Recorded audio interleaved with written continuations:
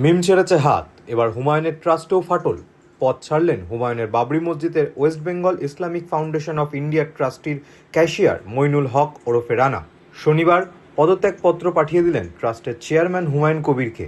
গত 6 ডিসেম্বর রেজিনগরে হুমায়ুনের বাবরি মসজিদের শিলান্যাস হয়। গঠন হয় West Bengal Islamic foundation of Indian trust. সেই কমিটির ক্যাশিয়ার ছিলেন মইনুল হক।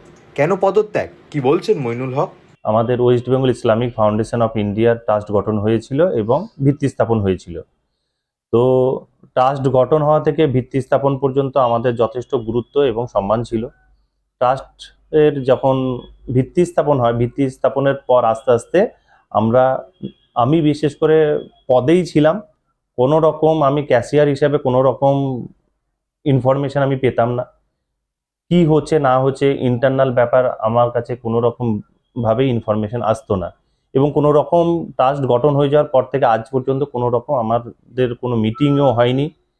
কোন খাতে কি ব্যালেন্স খরচা হচ্ছে না হচ্ছে আমি কোনো রকমভাবে অবগত নই। যে ট্রাস্টের যে কার্যকলাপ, কোনো কার্যকলাপই আমাকে অবগত করা হয় না।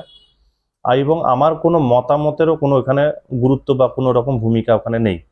তো যখন ভূমিকা নেই এবং মতামতও কোনো গুরুত্ব নেই, তাহলে আমার সেই ট্রাস্টে শুধু ক্যাশিয়ার পদে থেকেই বা আমার কী লাভ?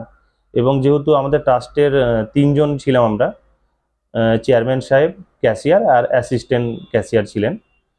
তো চেকে যা সাইন হতো চেয়ারম্যান এবং ক্যাশিয়ারই করতেন।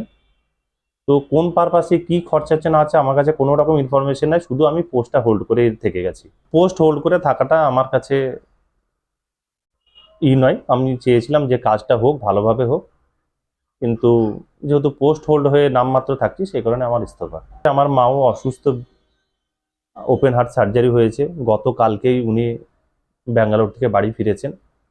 তো মা হাত ধরে কান্নাকাটি করছিল, আমার নিজেরও খুব খারাপ লাগছিল। আর অনেক দিন থেকেই মনে মনে ভেবে নিয়েছিলাম যে আমি ইস্তফা দেবো। আমি স্পিড পোস্ট করেছি। স্পিড পোস্ট করার পর চেয়ারম্যান সাহেব এবং সভাপতি সাহেবকে, যে West Bengal Islamic foundation of ইন্ডিয়ার, ওনাদেরকে হোয়াটসঅ্যাপও করেছি। এবং আমাদের মানে ট্রাস্টের যে ইমেল আইডি ছিল ওই ইমেল আইডিতেও আমি ফরওয়ার্ড করে দিয়েছি।